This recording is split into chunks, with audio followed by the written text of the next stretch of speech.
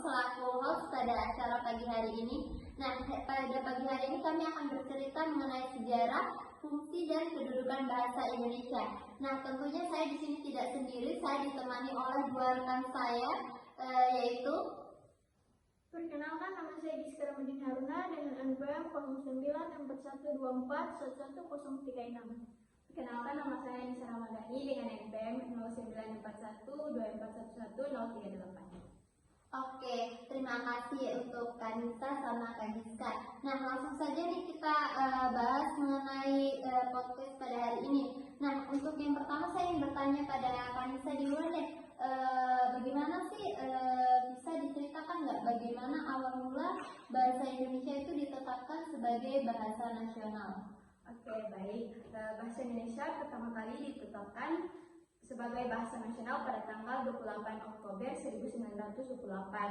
Nah, bahasa Indonesia ini sebelumnya itu menggunakan bahasa Melayu yang sudah digunakan sebagai bahasa pergaulan di Nusantara dan bahasa pergaulan sehari-hari. Nah, karena mengapa mereka menggunakan bahasa Melayu? Karena bahasa Melayu ini orang-orang Indonesia itu menganggap bahasanya itu mudah dan cepat dimengerti, dan itu bukan berarti bahasa yang digunakan untuk masing-masing suku, tapi itu untuk semua suku yang bisa digunakan. Oke, baik, terima kasih Kak Nisa. Nah, untuk selanjutnya nih, untuk Kak Giska, mengapa sih bahasa Melayu yang dipilih sebagai dasar bahasa Indonesia? Kenapa bukan bahasa yang lain, Kak?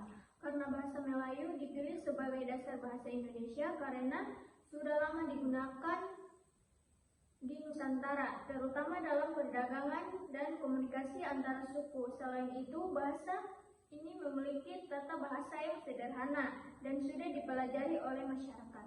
Oke, pertanyaan lagi nih untuk Kak Nisa. Bagaimana sih peran bahasa sebagai bahasa resmi negara? Ya, baik. Bahasa Indonesia itu berperan sebagai bahasa resmi sebagaimana diatur dalam pasal 36 Undang-Undang Dasar 1945. Bahasa ini digunakan dalam administrasi pemerintahan, perundang-undangan, pendidikan, serta komunikasi resmi. Dalam pemerintahan, bahasa Indonesia dipakai dalam dokumen dan komunikasi antar lembaga. Dan di dalam hukum, digunakan untuk menyusun undang-undang dan keputusan resmi. Di dunia pendidikan menjadi bahasa pengantar yang dimana di sekolah dan perguruan tinggi. Selain itu, bahasa Indonesia juga digunakan dalam diplomasi dan hubungan internasional. Itu menjadikannya sebagai simbol kedaulatan dan identitas nasional. Oke, terima kasih Kak Nisa. Nah, selanjutnya nih, buat Kak Giska, seberapa penting sih kedudukan bahasa Indonesia ini dalam dunia pendidikan maupun dunia pemerintahan?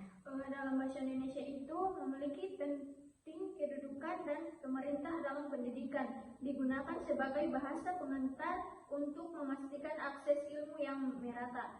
Dalam pemerintahan dipakai dalam administrasi, perundang-undangan, dan komunikasi resmi untuk menjaga keseragaman dan efektif. Kedudukan ini memperkuat persatuan dan identitas nasional. Oke, terima kasih Kak Giska.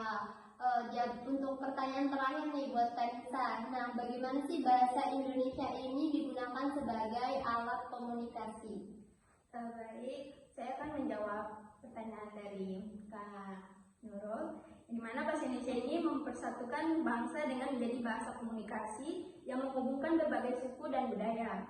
Digunakan dalam pendidikan, digunakan juga dalam pemerintahan dan media. Bahasa ini mengatasi berbagai perbedaan bahasa daerah serta memperkuat identitas dan persatuan Indonesia. Oke, terima kasih untuk Kak Nisa dan Kak Giska.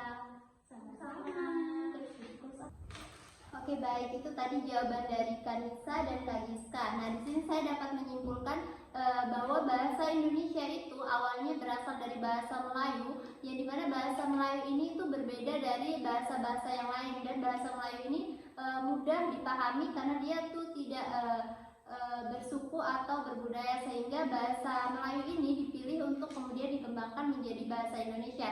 Nah, bahasa Indonesia itu ditetapkan pada tanggal 28 Oktober 1928, tepatnya pada Sumpah Pemuda. Nah, kemudian bahasa Indonesia ini terus dikembangkan sehingga sekarang berguna sebagai alat komunikasi, baik itu dalam bidang pendidikan maupun pemerintahan. Oke, jangan lupa ya nonton video kami. Jangan lupa like, komen, dan subscribe.